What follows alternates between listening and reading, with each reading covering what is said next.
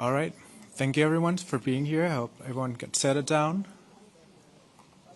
Thank you.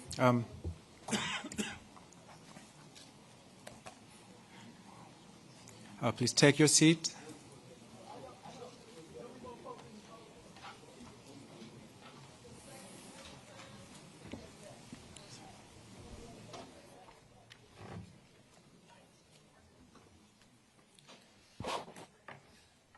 All right, we would like to begin on time. Good morning, ladies and gentlemen. My name is Pavis Devahasuddin, Communications Officer from the IMF's Communications Department. I would like to welcome everyone here in this room and our online audience to the press conference of the Intergovernmental Group of 24 on International Monetary Affairs and Development, or G24. Before we begin, I would like to remind you that we have simultaneous translation in English, French, and Spanish. Speakers detailed in the media advisory sent before have been updated. It is my honor to introduce the distinguished panel at this table. The chair of the ministers of the G24 at the center is Mr. Pablo Girno, Argentina's Secretary of Finance at the Ministry of Economy. To his right is First Vice Chair, Mr. Olayemi Michael Cardoso, Governor of the Central Bank of Nigeria. To the left of Mr. Chair is Second Vice Chair, Mr. Muhammad Ali Malik, Executive Director at State Bank of Pakistan. And of course, at the other end of the table is the Director of the G24 Secretariat, Ms. Ayabo Masha. Without further ado, may I invite Mr. Girno to give some remarks. Mr. Chair, the floor is yours. Thank you, Mr. Chair. Before we begin the Q&A session, I would like to extend a warm welcome to each and every one of you as we gather for this press conference. You have at your disposal our comprehensive communique and press release encapsulating the discussions held today. Allow me to briefly highlight the key takeaways. Following a succession of adverse shocks in recent years, global growth remains below pre-pandemic levels, and rising policy uncertainties are generating substantial medium-term headwinds. Emerging market and developing economies are experiencing the deteriorating terms of trade, reduced export volumes, and declining foreign currency earnings. While many EMDs have ramped up domestic policy to mitigate the impact of elevated uncertainty, the constrained policy space and current uncertainty underscore the urgent need for collective and coordinated solutions supported by multilateral institutions. The IMF's role as the centerpiece of the global financial safety net is vital in addressing these multilateral challenges and supporting vulnerable countries. Maintaining a robust and well-resourced IMF is necessary for crisis prevention, effective response, and sustaining international monetary and financial stability. Efforts to develop approaches for further quota realignment should reflect members' relative economic weights without disadvantaging other EMDs and LICs. The World Bank focus on jobs and private sector development is welcome. The bank has also made progress in implementing the Evolution Program. The ongoing shareholding review is an opportunity to resolve existing disparities and enhance representation and voice of EMD's countries. On the sovereign debt framework, we noted that high debt burdens and rising debt service costs continue to undermine long-term development prospects. While supporting efforts to further improve the implementation of the common framework, we call for broader reforms of the sovereign debt architecture to focus on fiscal sustainability and improving country risk assessments by credit rating agencies. We emphasize the need for institutional mechanisms for crisis prevention and response to support countries with sustainable debt positions that face short-term liquidity shocks. On development, we call for accelerated global action. We also supported equitable energy transition, supported by innovative financial instruments and multilateral collaboration. On domestic resource mobilization and tax cooperation, we reiterated the effective domestic resource mobilization and multilateral cooperation on tax reforms are essential for mobilizing resources to finance development and address global challenges. Lastly, we encourage renewed international cooperation and urge closer collaboration among Bretton Woods institutions and national governments to restore confidence in the global systems. With these remarks, I'm now ready to entertain your questions. Thank you, Mr. Chair. Before we begin the question and answer session, I kindly ask that all questions remain within the scope of the G24's mandate and responsibilities. Country-specific or other questions outside this purview should, of course, be raised during the regional press conferences taking place in the coming days. Also, please identify yourself, your outlet, and specify to whom your question will address. So, any first questions? The lady in the pink jacket. Thank you. Thank you for the opportunity. My first question goes to the chair. And in countries where physical buffers have eroded, how can governments responsibly rebuild space without jeopardizing essential social services? And does the global debt architecture needs to be redesigned to reflect the more, fragmented reality? Thanks. Thank you. Thank you for your question. I think you touch upon into a very important topic of discussion. As Managing Director Georgieva always says, everything starts at the domestic level.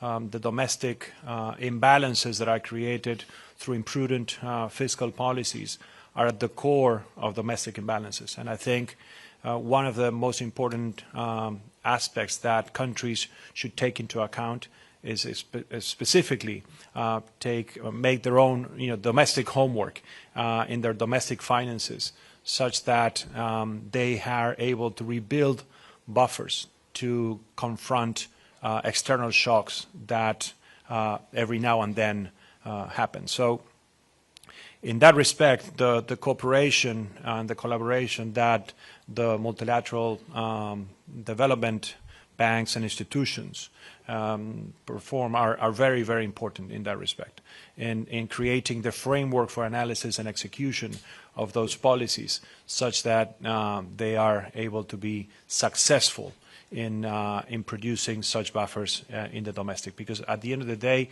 the fundamental macroeconomic scenario of each country is what will bring growth and employment and investment into respective countries as well.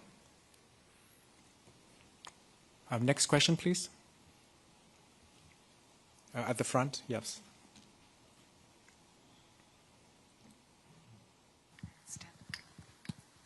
Thank you, Mr. Chair, and other members here. Mr. Chair, this question is for you. Good morning. In light of the communique's acknowledgement that emerging and developing economies are facing deteriorating terms of trade, rising debt burdens, and also the limited policy space, how can multilateral institutions like the World Bank and the IMF move, in terms of ensuring that reforms such as perhaps quota management, debt restructuring, and also resource mobilization truly reflect the voices and vulnerabilities of these economies, rather than perpetuating, the systemic inequalities that we've seen? Then also, for Governor of the Central Bank of Nigeria, it would be nice to know perhaps our own opinion, of, at least in this meeting, October 2025. Thank you.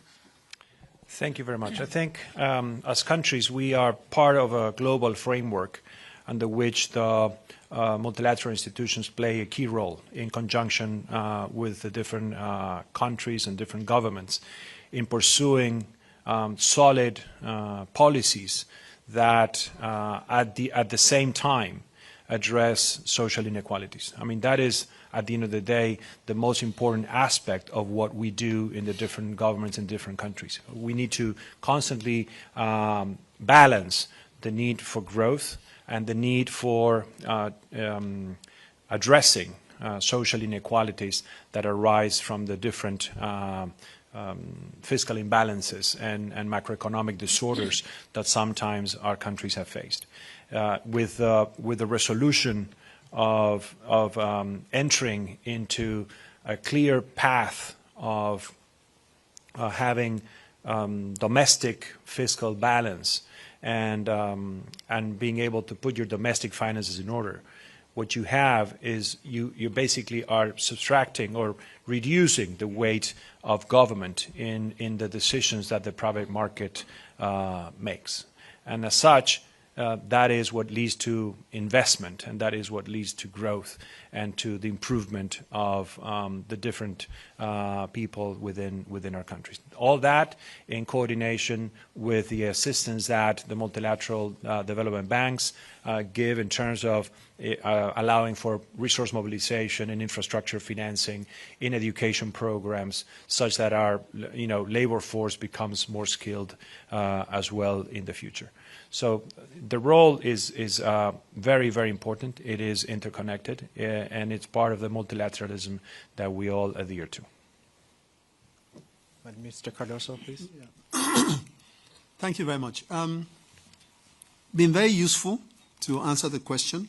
It's been very useful, and it's clear to me that under the leadership of the Argentina, being the chair of the G24, we've certainly advanced the cause with the voice of the emerging economies and been able to get a greater, a more effective seat at the table, especially with respect to the Bretton Woods institutions and getting our voices heard. And I think that in itself is a major step forward. So, of course, our expectation is that the very, very good work that has been done will be further deepened in the years ahead. Thank you, sir. Mr. Malik or Marsh, you have anything to add to? Yep. Okay. No, thank you. Next question, please. Gentleman at front, and we're going to move to the lady in the front as well. Yeah. Sir. My name is Babajide Komalafe, Vanguard Newspaper, Nigeria. You said in the opening remarks, we call for broader reforms of the sovereign debt architecture to focus on fiscal sustainability and improving country risk assessments by credit rating agencies. So I want you, can you please elaborate what kind of reforms, maybe some specifics with respect to the current sovereign debt architecture?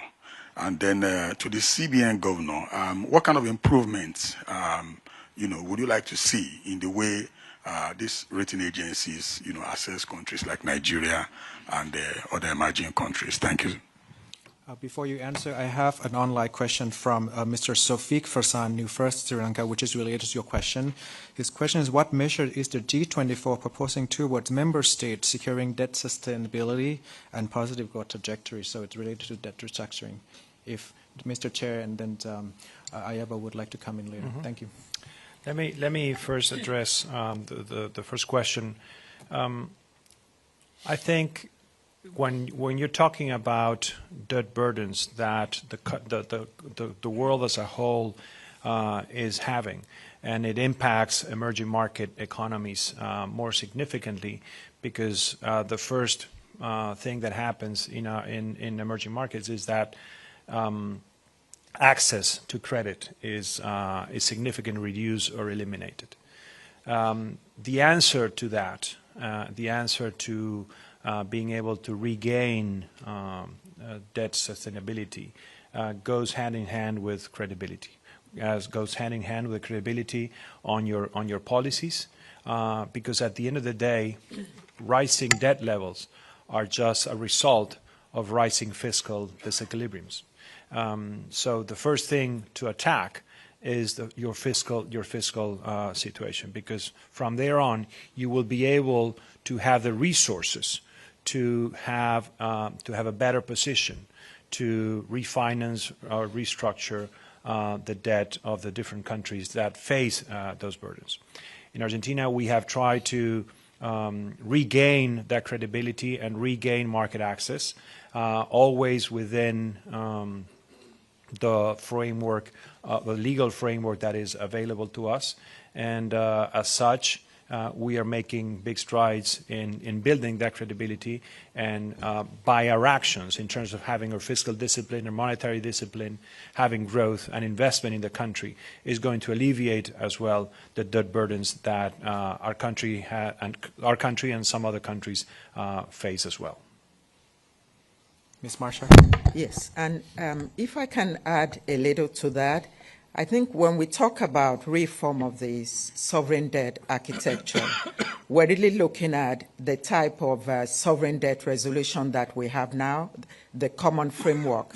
The common framework is really at best some kind of restructuring with a little bit of haircut. So what we call for when we talk about a comprehensive sovereign debt restructuring framework is a framework that includes not only bilateral creditors, a few bilateral creditors, but that also includes the private sector. The private sector is currently not included. So if a country has a private sector debt, it's not included as part of the common framework. And that also goes with the debt to international financial institutions like the IMF and the World Bank. So, but when we look at the kind of debt resolution that we had at the turn of the century, the HIPIC, the MDRI, those had, they went much more further than what we currently have. So that's the point we make when we say that we want reform of the sovereign debt architecture. The other issue is also about how does the debt architecture cover countries that are just illiquid, but they're still solvent.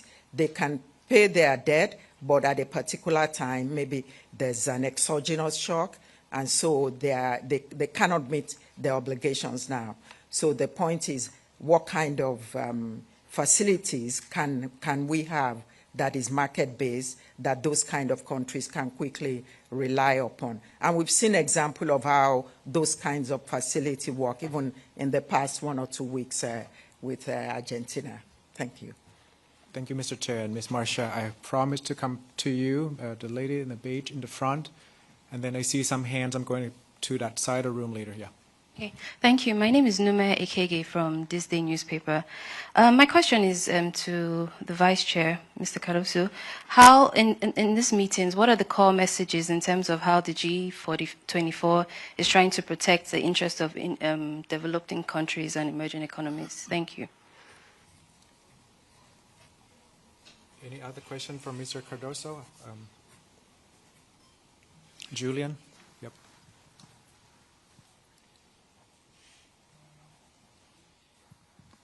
Thank you. Julien Piquet, the Africa Report, Jeune Afrique. A follow-up question to that for Governor Cardoso. Was wondering if you could talk a little bit about trade and tariffs, the impact on your countries.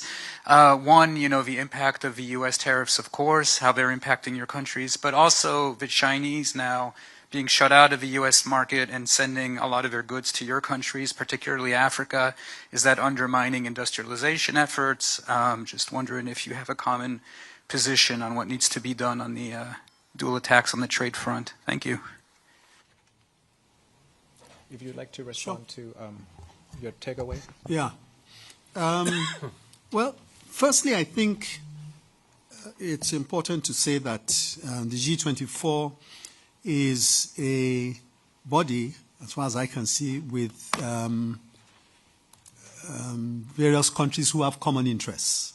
And to the extent that is the case, they've been relatively successful in having a dialogue. Like, for example, this morning we had a dialogue with both the managing director of the IMF as well as the representative of the managing director of the World Bank, where there was an exchange of ideas and an exchange of discourse that basically helps for the leadership of the Bretton Woods institutions to better understand directly from the players what the issues are and where the pain points really are. So from that perspective, I think it's really a very effective engagement.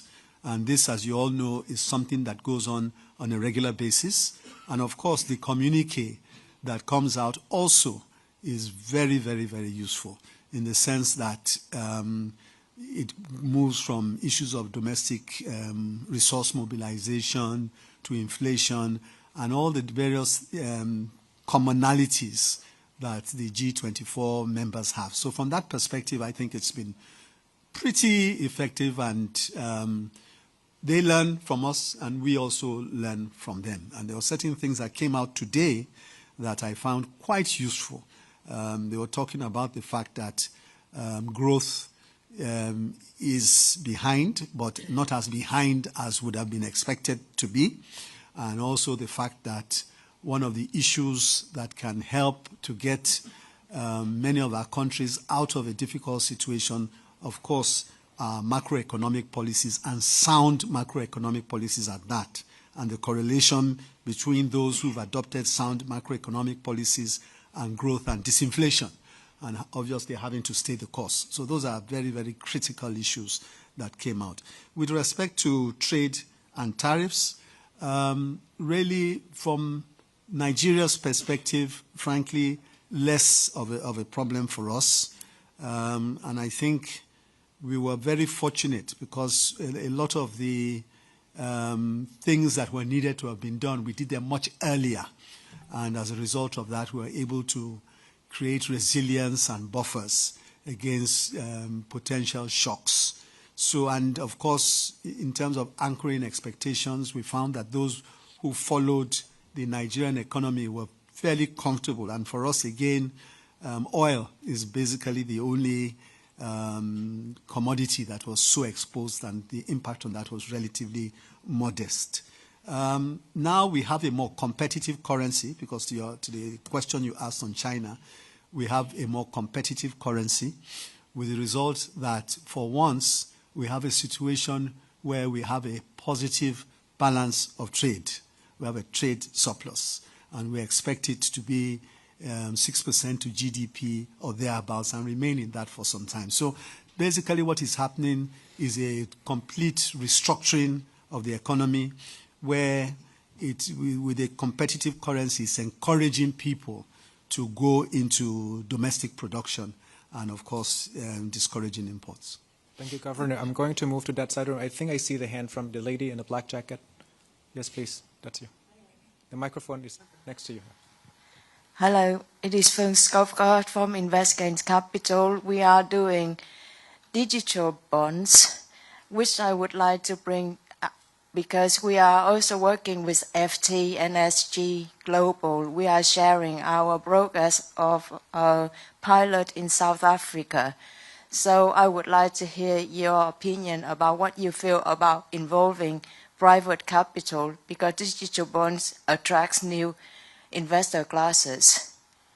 Maybe this is a good question for Ms. Marsha, or this is not inside of your purview? It's outside. Okay, I think you should raise the question in other press conference on digital bonds. Sir, with the pink tie, yeah.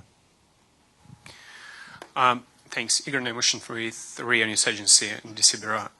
Frankly speaking, question to all the participants. What are your attitudes towards settling bilateral trade to national currencies? What advantages and disadvantages do you see? And what is your country's stance on this issue? Thank you. Can you repeat your question again? This is to... The question about switching to national currencies in bilateral trade. What is your country's attitude towards this issue, and what advantages and disadvantages do you see? Thank you. That's a very complex question, but we have 5 minutes left. So just want to remind that, every panelist that we have only 5 minutes, so maybe a quick response if you'd like to jump in. Yeah.